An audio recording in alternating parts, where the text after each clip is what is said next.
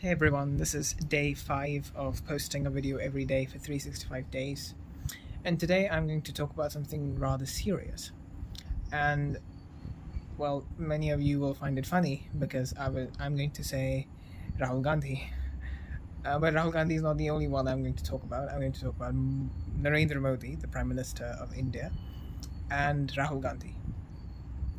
Now, I'm going to talk about him and more about him and less about our Prime Minister because I think everyone knows about what happened in Ladakh, the fake Gen Z protest, and the things that happened after that. And I think, what happened was really interesting. And, one consequence, which happened quite recently, actually, just today, is what I'm loving. And that is, that this Three Idiots guy, Sonam Wangchuk, I think his name is, got arrested, and for good reason, of course. Many of the, the pro-Congress lobby and the likes of cockroaches and stuff will come out and say that this is stifling of dissenting opinion and dictatorship and all of those cliche words. But the truth is that the government of India has had evidence against this guy for a long time, but it's just that the Indian government was not willing to antagonize someone who can then use these tricks against the government. But now things have gone a little too far, and his involvement in promoting these fake Gen Z protests has led him to this point. But coming back to our primary topic, which is Rahul Gandhi and Narendra Modi, I think we can have hours of discussion about the difference between these two people and why one of them is the prime minister and the other one is struggling to even perform as leader of the opposition. But we will have that hours of discussion maybe some other time. Today we'll focus on why Rahul Gandhi will never, in his lifetime or even in another lifetime, become Prime Minister of India. The reason is very simple. He is dumb. And I'm not saying this as a disrespect to the person. I don't have anything personal against him, except the fact that I have everything personal towards my country, and he seems to be against my country. So to that extent, yes, I have personal hatred towards him, but not really person to person. It's just that he doesn't seem to be doing anything good for the country. The second thing is that he is playing on wrong things. He's in the opposition. I am pro-India through and through. I'm not pro-Modi. I'm not pro anyone. I'm pro-India. I'm super nationalistic. To that extent, I respect democracy because democracy and dissenting opinions, or democracy and opposition, because opposition is a significant part of democracy. Without opposition, there is no democracy.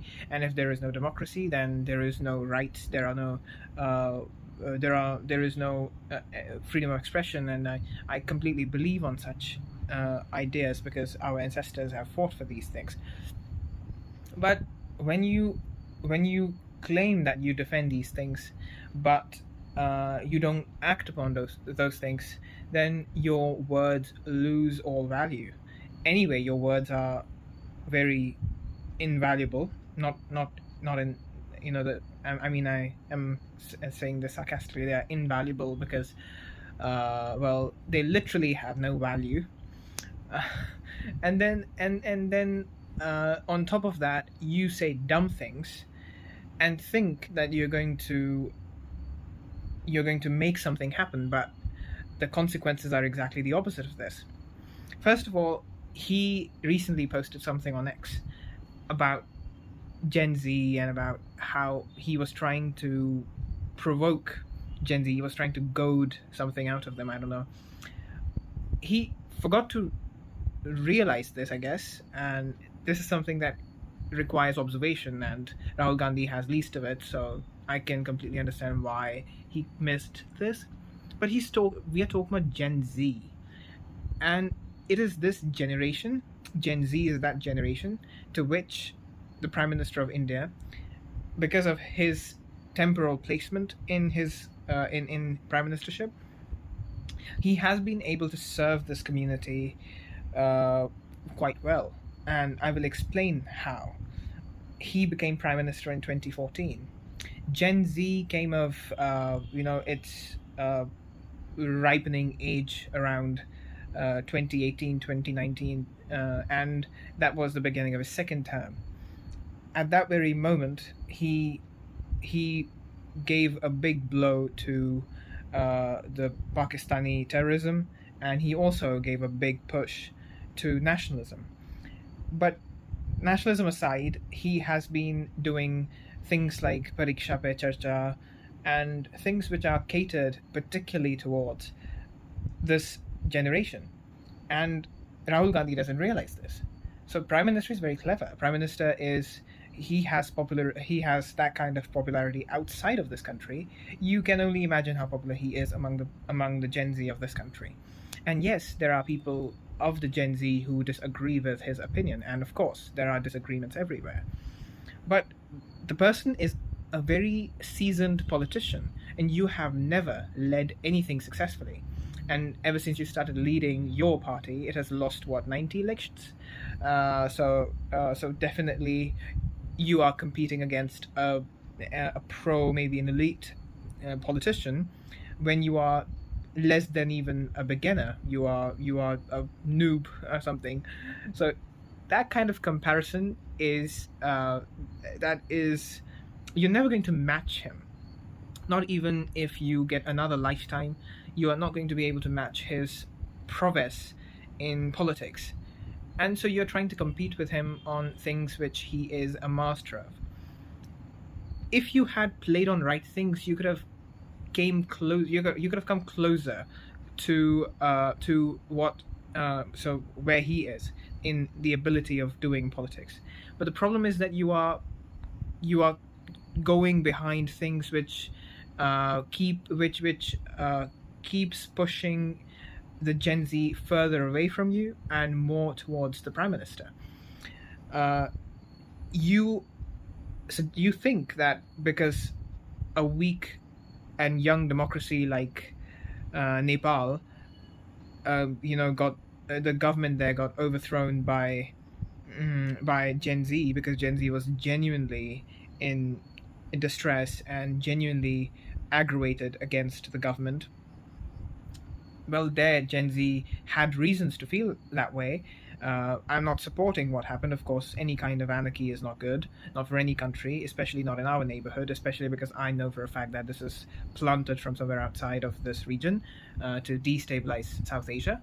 Again, part of a larger conspiracy. We can talk about this.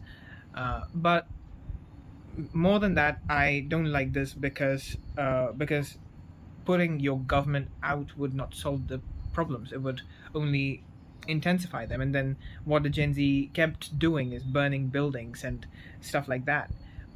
So you, of course, expect similar things to happen in India, because you have no hopes whatsoever in another 2 decades to come to power on your own ability. That is, if you have any ability at all.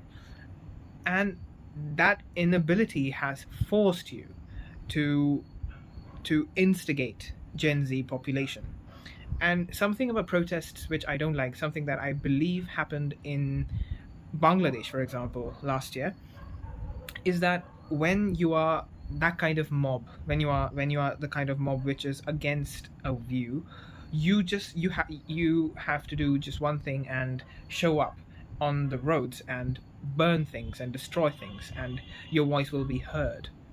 But at that very moment when this burning is happening, when the protest is happening, there is probably equally large, even larger possibly, chunk of population which believes on exactly the opposite view, but they don't have a way of expressing themselves.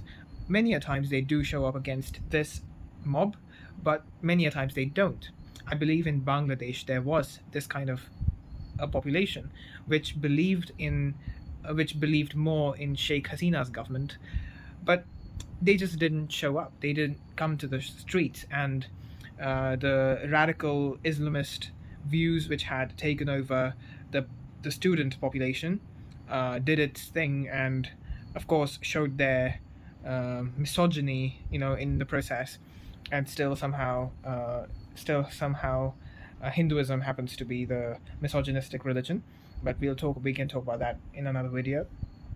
So my assertion here is that perhaps Mr. Gandhi should reflect on what he should have done.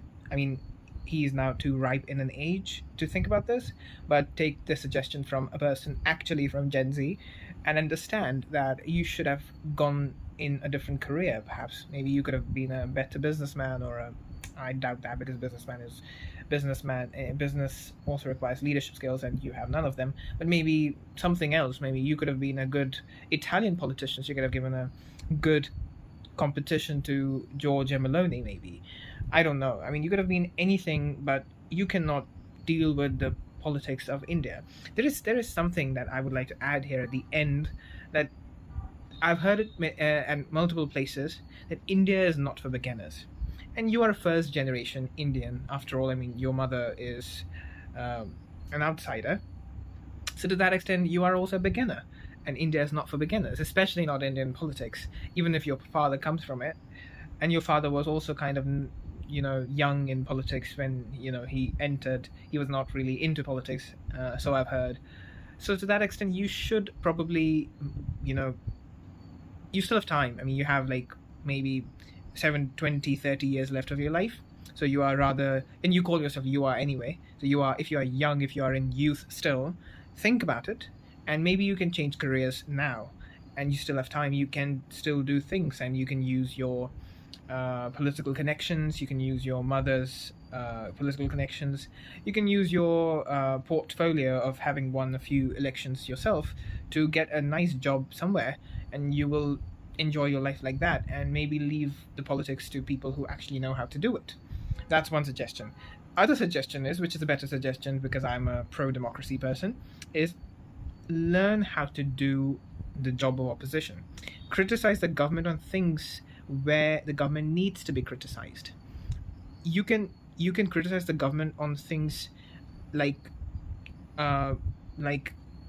jobs, like inflation, like many other things, but you just keep talking about protest, because you know that these topics are not going to work in your favor, because you might spread all the lies that there is no job, or there is a lot of inflation. You can say all of these things, but in truth, you and I both know that that inflation is much less than it was in your time, that jobs are much more fulfilling and much more in number than they were in your time, and that India, when you were in government, when your finance minister was the finance minister, categorically said that India will take time up to 2035 to become a $5 trillion economy, but it will be in 2 years now, that is in 2027 to 28, which means that this government has basically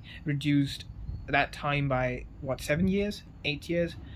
So your government was expecting India to be slow, and then some foreigners would call it Hindu rate of growth. Now see what the true Hindu rate of growth is, because your government was not proud of being it, but this one is, and that's why here we are.